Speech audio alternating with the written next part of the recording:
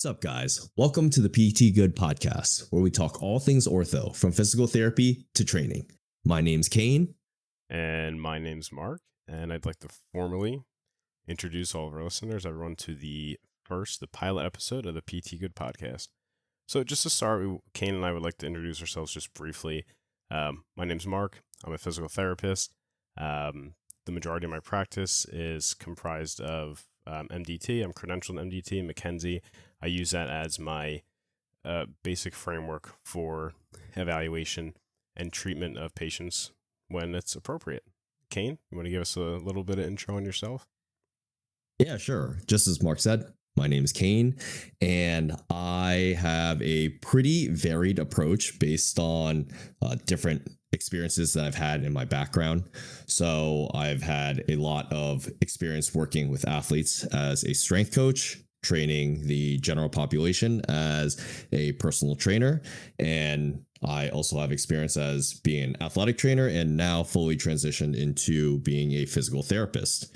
And in my own practice, I utilize MDT principles as well as a variety of other manual skills and basically my strength training background to give patients different tools to address their deficits however they need. I'm a huge proponent of having a wide and vast toolbox that you can utilize to make sure that you're able to address a problem however it needs to be addressed for each specific patient. So I think in this episode, one of the biggest things that we really want to touch on is why we are making this podcast. What exactly drove us into sitting down, chatting for an hour, and coming up with all the stuff that we pretty much want to discuss so that we could give back to the community and help bring up the field. So, Mark, what are some of the things that we've done previously that you feel like have kind of driven us into this direction and actually making this a reality instead of, just us being two random guys talking to each other, Right, yeah. I mean, that's how it started, man. Yeah, we would talk, we'd have long conversations, whether it be about cases we saw that day, whether it be with different frustrations we had in the field, whether it be about something we saw online, different courses, anything regarding physical therapy. So as time went on and we had these discussions, Kane and I realized we had a lot in common in terms of wanting to become better clinicians, wanting to learn more, and our primary frustration with the field was the lack of framework that we had coming out of school that didn't really give us the preparation or the background to be able to learn more, expand, and adapt as clinicians. Yeah, I remember that we would just have hour-ish long rants and conversations about a variety of different things, similar to what Mark was saying. And one of the big things that I thought was really interesting was before Mark and I even knew each other, and before we started discussing these things, we kind of came to these conclusions on our own. And as we continued discussing, that's when we were like, oh my God, we pretty much see things in a super similar manner, even if we treat very differently. And I think that's really cool to see, because how many times in PT do we have conflicting schools of thought? Someone's MDT, someone's Mulligan, someone's Maitland, and it's like, no, I can't do that. That's your school of thought. That's not what I've been trained to do. I do the other exactly. It's three the other end, yeah. So I think that seeing how we are still able to arrive at the same conclusions, but just through a different manner, is really, really cool for me to see, because I was like, oh, here's someone who just has a different approach, but we're still getting to the same end result. And even then, it's just like you still can see what the other perspective gives, and you can use that to improve on your own practice. So I think that is actually a huge thing, because that is something that I feel like the field doesn't really have. We don't really have a whole lot of discussion based content. A lot of it is kind of just like talking about research articles or specific pathologies and stuff like that. And I think that that's great and all, but that doesn't necessarily give a lot of people the tools that they need to actually improve as an overall clinician. It just teaches you information that you need to know, that you may or may not need to know actually, in treating a specific pathology or condition. It doesn't teach you how to just be a better clinician overall. And that's one of the things that I feel like Mark and I have had a huge issue with educational content that we kind of see in the PT realm. Yeah, so you get this information, you're presented with this information, whether it's school, course, whatever it may be, and you have it.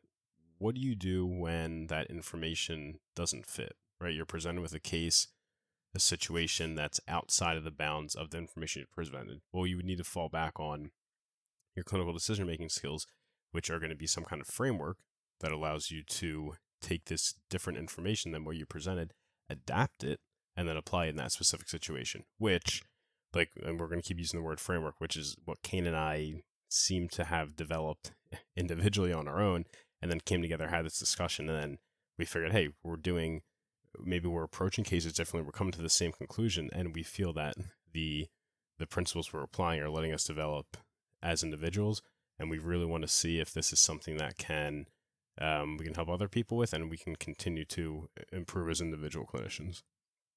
So I think it's so funny that you have said framework, because it's something that you and I want to do or like utilize in our practice, want to give back to budding clinicians or students or people who are just interested in the field, right? Yeah.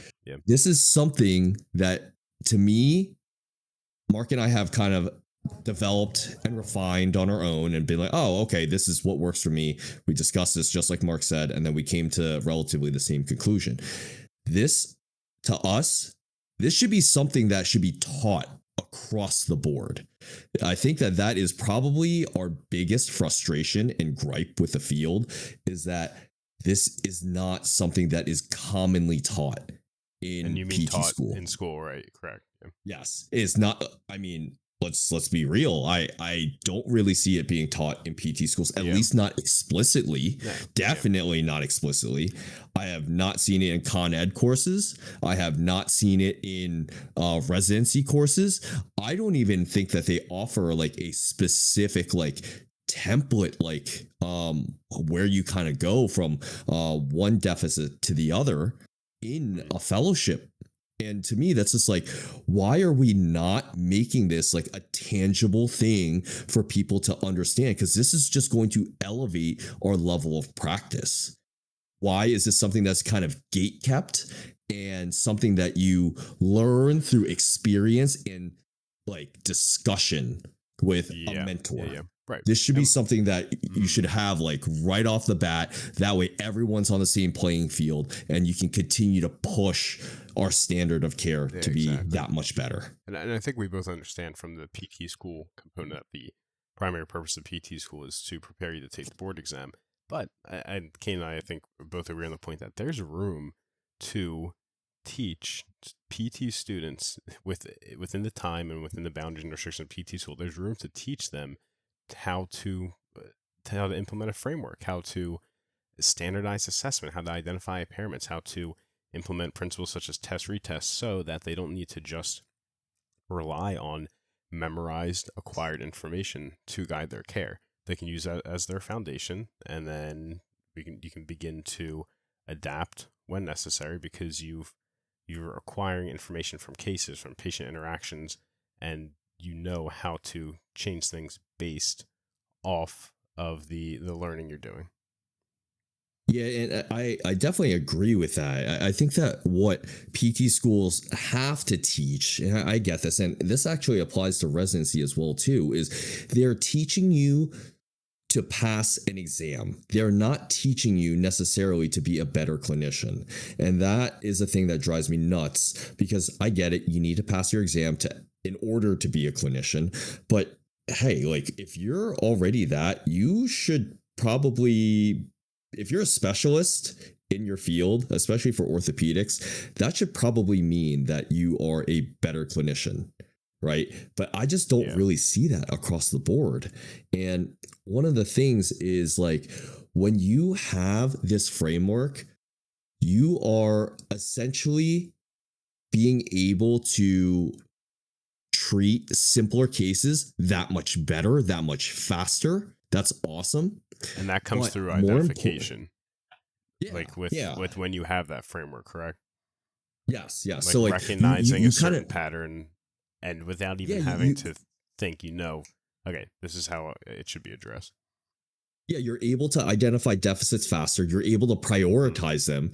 You're able to determine relevancy of them as well too. But that way, when you get a red herring, you're not gonna fall for it. You're not gonna be, oh Hmm. no no no, that's a deficit. I need to address it when Yeah. it's not relevant. You said, yeah, But identifying relevancy, exactly.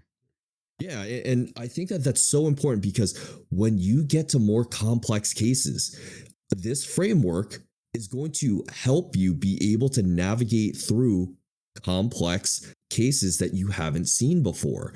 Not all cases are the same. Low back pain does not present the same way across the board.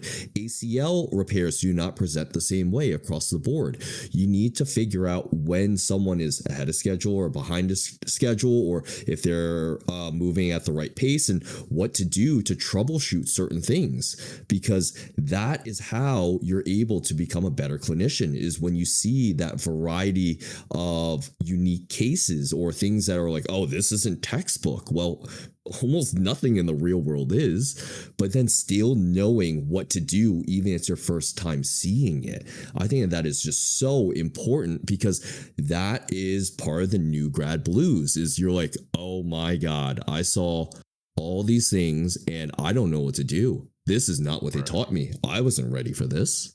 And what is the evaluation uh, structure that you've been presented? Okay, you have this huge list of things that you got to do subjective, you got to do DTRs, range of motion for every single joint in the upper extremity, you got to do MMT for every single muscle that's around the affected body part.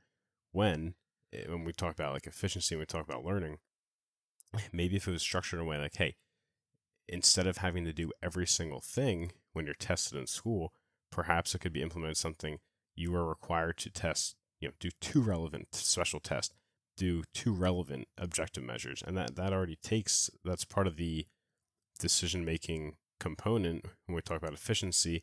And when you mentioned about relevancy, we're already implementing that within the structured PT school without having to make any kind of drastic change in the curriculum. And at the Yeah, same time, you're getting towards it's preparing for boards, right? You're learning the test, you're learning the test positions for MMT, range of motion, things like that. But we're also teaching students that you don't need to have this huge overall arching exam when maybe in some cases the majority of the quote unquote impairments that you're identifying aren't relevant. yeah, and I think that this kind of goes in hand with like residency too, because like Mark was talking about how we can create better clinicians starting off in PT school, right? And I think that that's awesome. That's like where we should be starting, period, right? But when we move to residency, when we move to fellowships and stuff like that, I think like these people are people who are trying to be better clinicians. They are like passing a test is passing a test, but most of the people who join these continuing education programs, they're not doing it to pass a test.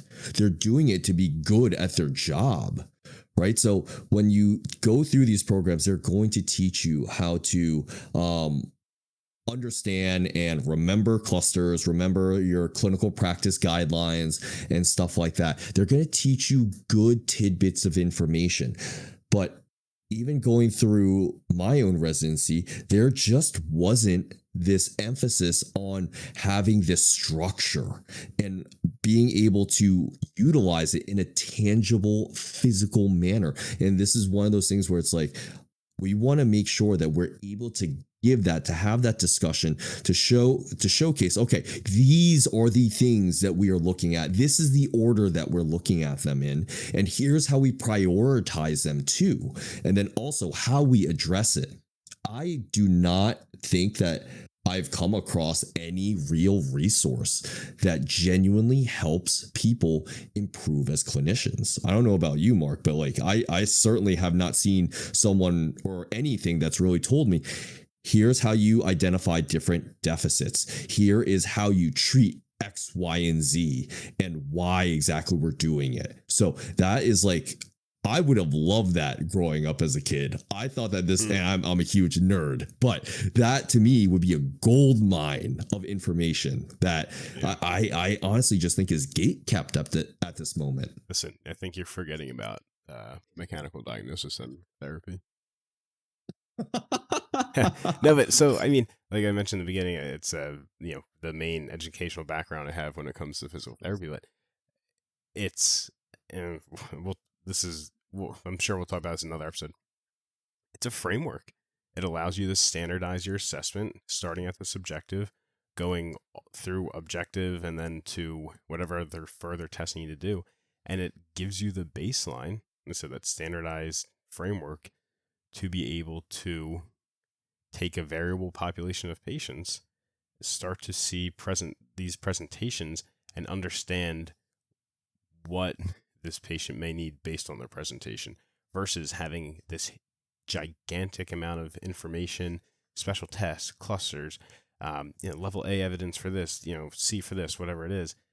Why don't we just teach people how to assess, identify impairments, apply an intervention, and reassess afterwards, which is what the MDT framework provides. But when you're talking about like a completely comprehensive framework testing, I don't think there's a lot available.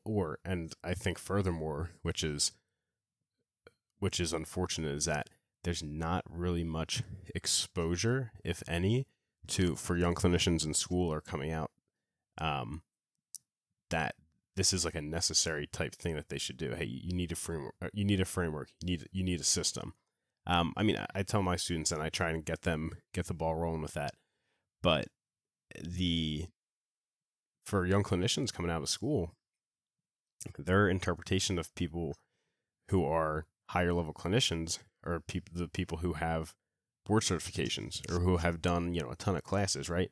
Not the people who, I mean, there's not really how do you measure someone who has a framework, right? That's not really, it's not there. It's easier to see someone has letters behind their names or that they've completed a certain program and to be able to deem them a expert in the field, right? So, yeah, I think I think the maybe absence or lack thereof frameworks and or systems is an issue. I think a bigger one is the lack of exposure or the lack of knowledge that maybe educators or I mean just clinicians in general have about the necessity of a framework or system and how it can improve clinical practice.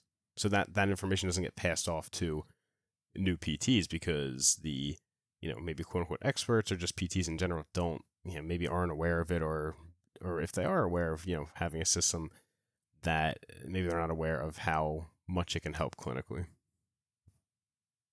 Yeah, and I feel as if like when you have that type of systematic way of thinking, that is when you are truly being, in a way, a scientist. There it is. Like when you I cannot imagine being a medical provider and just trying random things and without seeing justification. if it works. Yeah, exactly. Just the thing is, there's a time and place for that when you have no idea what's going on and you're just like, let's try it. We've tried everything else, but let's see if this works. The irony in that is that you followed a system to get there, though, right? Yes. yeah. The other thing is, when you're at that point, you're at least still trying to address things one variable at a time. That's the big thing is like you've identified your impairments. You're looking to systematically address each one and seeing how they change and how exactly you can affect each one and how they're going to affect each other as well too. There are times where it's like you've identified a mobility impairment, you work on that, and in turn their strength comes back. They're like it's just like you need to know how each of these deficits can have like what their relationship is between each other. I think that that's so important because if you don't see that, you're going to really, really struggle in terms of knowing, like, okay, how fast can we move here? How much more efficiently can we get these people better? But also, when you're stuck, you know what you've ruled in or out at that point. And I think that that's just so, so important because now when you have that discussion with someone who is like maybe more experienced than you, or like you're just looking to discuss a case, it is that much more flushed out. Because if someone asks you, oh, did you check this? Well, I did. The other person doesn't necessarily have to ask you, how did you check it out, and double check your work for you. You should be able to be like, okay, this is what I did. Here's why. And then you just list it off. Like, this is how medical practitioners should be working, especially for PTs. I love the field. I think that we have a fantastic skill set, but I just think that based off of what I've seen, a lot of the people don't necessarily push the extent of that skill set. Yeah, They really do not maximize the potential of it. Yeah. And we're in such a unique position in that we have the potential to spend 45 to 60 minutes with the patient in, at least in some settings, I think in our cases, one-on-one with that patient. Let's utilize that time versus them going to their PCP or ortho or neuro, whoever it is, and them seeing a patient for 5 to 10 minutes, going through their, quote unquote assessment, getting, some kind of diagnosis, which quite frankly usually isn't based on the assessment. It's based on the location of their pain. Let's use the large amount of time we have with these people one-on-one, give them or serve these patients because we're in the position to do so, and utilize the skill set that we have. Like you said, I mean, listen, we're in such a unique position in terms of where we fit in the healthcare system. I think, we're in a good spot. And yeah, we really need, I think, like Kane was saying, we should be able to utilize our skill set as best able to. So, Mark, you actually mentioned something that I thought was like really, really great, which is the diagnosis, right? And a lot of times we get a diagnosis from a physician and it's like shoulder pain. Okay, we're gonna look right at the shoulder, right? Is that what we always do? And how many times do we see that diagnosis and we're like, that is not it at all? And we can even tie this back to, sorry, I got to get this in. Like, we talked about our gripes with PT school. I don't think it's at the fault of the PCP that they're coming up with this diagnosis. I mean, they're not getting a ton of ortho in school. They're taught to, they're taught like, oh, is your pain on the side or back of your shoulder, rotator cuff in the front, biceps, right? They're not thinking, okay, could this be cervical spine referral? Could it be thoracic spine issue? Could it be, could it be shoulder instability? Could it be whatever? They're just thinking, oh, it hurts there. I'm going to put this. Refer to PT. So yeah, I mean, there's issues across the board when it comes to medical stuff. But yeah, sorry, go ahead. Oh, no. That I wasn't going to say anything extra after that, but okay. Yeah, but it's like, and that this ties into what, the previous point we're talking about. Listen, the PCP's got like 5, 10, 15 minutes of them. We get the full 45 to an hour. It's our job to assess appropriately, thoroughly, and efficiently assess this individual and come up with a plan for them. It's not our job to have them come in, ask where the symptoms are, and give them the shoulder exercise, give them the back exercises, right? I remember coming out of school. I remember this specific eval in particular. I think this is really my turning point when I realized I needed to find some kind of system. I needed something more so that I was able to improve as a clinician. I think I had only been working for a couple months, but this person clearly had they had posterior calf pain, unilateral. To me, it seemed like a lumbar spine referral, but didn't have the skill set.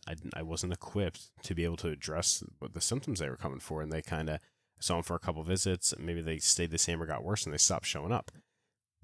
In school, clear the spine, rule out the spine, stuff like that. Okay, I have that information.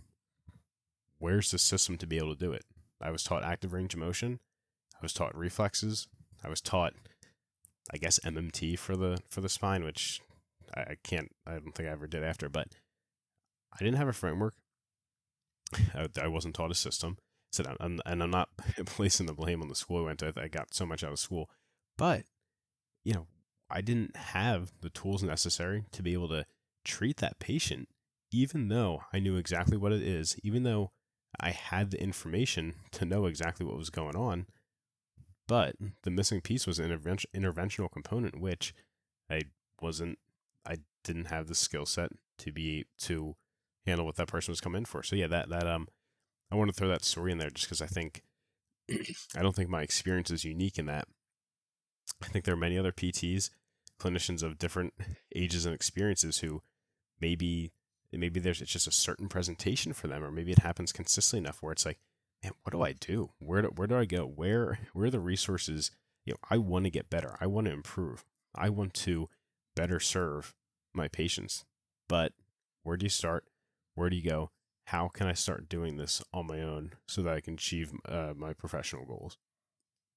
Yeah, I actually think that really, really ties into why exactly we wanted to create this podcast, because it's something that Mark and I both enjoy doing. We just talk about PT related things for hours. We genuinely love it. It's something that we just nerd out on for such a long period of time. And it's like we just don't get tired of it. But the other thing that we really found is that there has to be more people that exist that are like this, right? Like he and I share this similar passion, or my mentors share a similar passion for this. And I think that is fantastic, but there has to be more people like this. And, they always say, if you create it, they will come. Yeah. And that is exactly why we wanted to start this podcast, because I think we just wanted to create a community of like-minded people who are just driven, who want to continue to improve. Because right now, what I'm seeing is like people may want to get better. But just like Mark said, they don't really know how to get better. They don't have the tools to get to that point. And there aren't a whole lot of resources. And a lot of the resources, I just think like you have to pay X amount for it, like for a residency or a fellowship, you're paying out of pocket. And the other thing is, it's like, for what? Yeah. What are you really getting out of it? There's not a whole lot of incentive there, right? So to me, it's like, if we can find a way to elevate our standard of care and to give a lot of that information, and I'm not saying that if you listen to us, that you're going to be residency trained or fellowship trained or whatever certification or anything like that, but hey, you're going to be a step above where you probably were, or at least you get to hear a different perspective and be like, hey, maybe these guys are idiots. Or you might be like, oh, I kind of like that. Yeah. Or it's like, okay, I didn't like what they had to say, but here's why.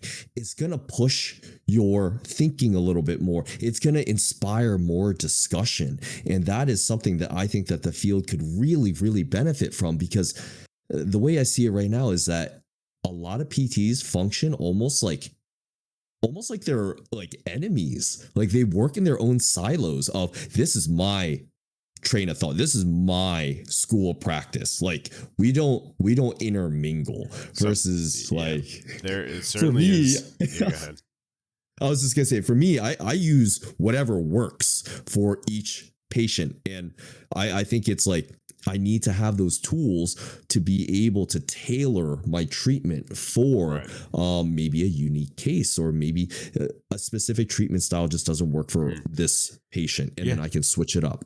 Yeah. I mean, like you said about the individualistic component of PTs, or maybe there certainly seems to be a like one dimensionality when it comes to PTs, when it comes to the like, especially when it comes to PTs teaching newer clinicians or students.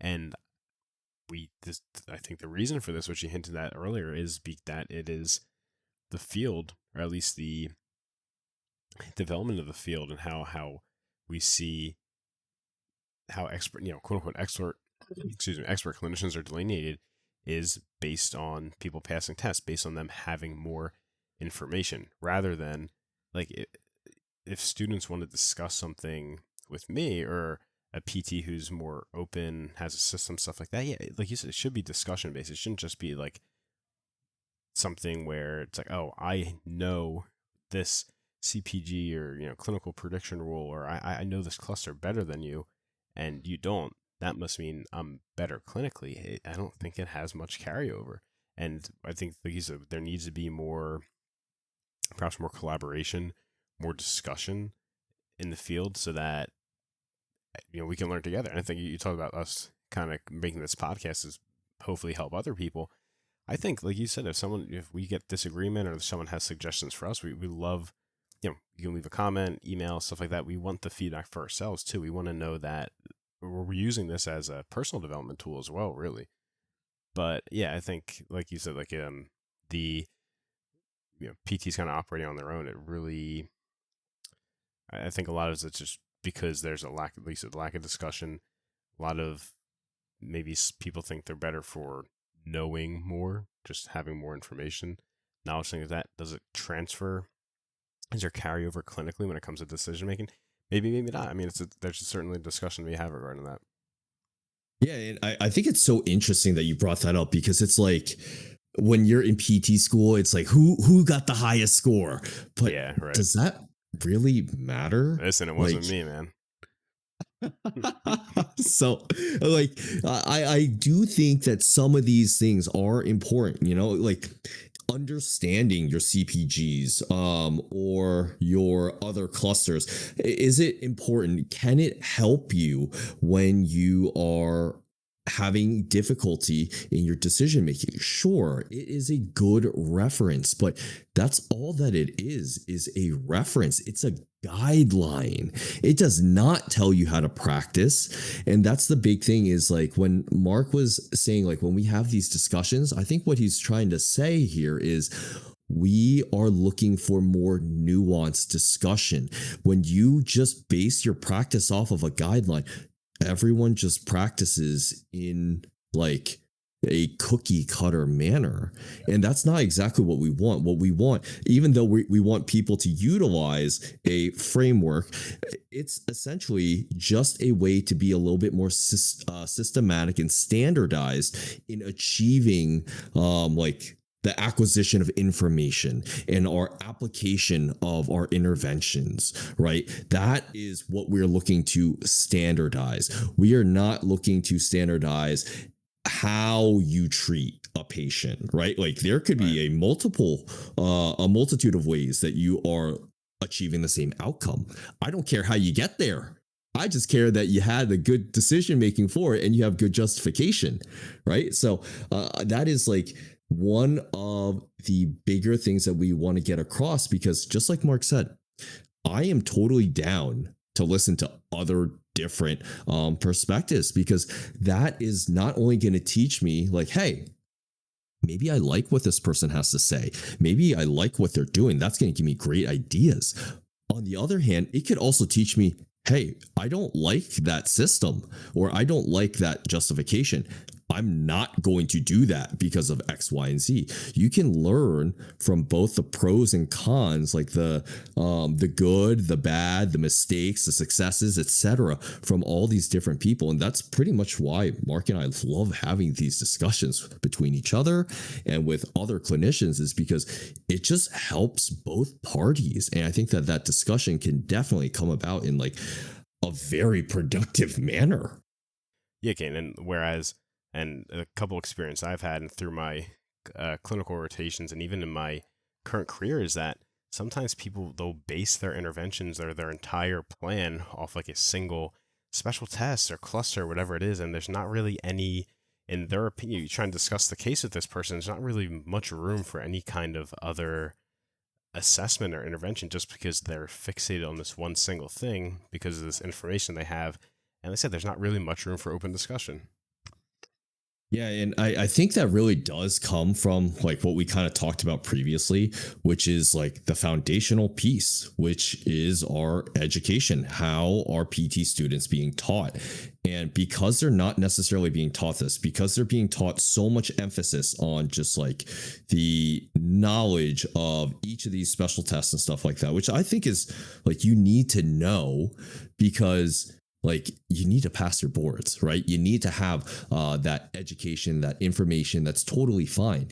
But if they don't have that systematic way of thinking, or like Mark always says, that framework, I think that we're really doing them a disservice. Why is that information being gate kept from these people who are going to be future clinicians? They are the ones that are going to be pushing the field forward. Why are they not given the tools to help them do so? That is something that drives me nuts, because if it's something that we only get from mentoring or through fellowships and stuff like that, you are essentially going through that much more schooling to try to be a quote unquote better clinician. This stuff should just be available too. Like, we are only holding back our profession by doing this. And so this is something that kind of drives me nuts, because in reality, it's a failure to help our profession. It's a failure to help our patients. It's a failure to help other PTs, students, etc., who are motivated and truly want to be better. Like, this is our way of trying to move the field in a better direction. Anything else you want to add to today's episode, Kane? No, I think today was a fantastic first episode that kind of gives insight into our passions and why exactly we decided to do this, and just to give the audience a quick introduction into who you and I are. Conclude, like, Kane and I's primary goal, we were looking to improve the standard of care of physical therapy. We want to do that through open discussion, through helping people develop frameworks so they continue to grow as individuals and as clinicians. So that concludes today's episode of the PT Good Podcast. Remember to leave us a like, comment, subscribe to us on whatever platform you're listening to us on. We thank you for listening, and we hope you enjoyed. We will see you on the next episode. Miss you, love you, bye.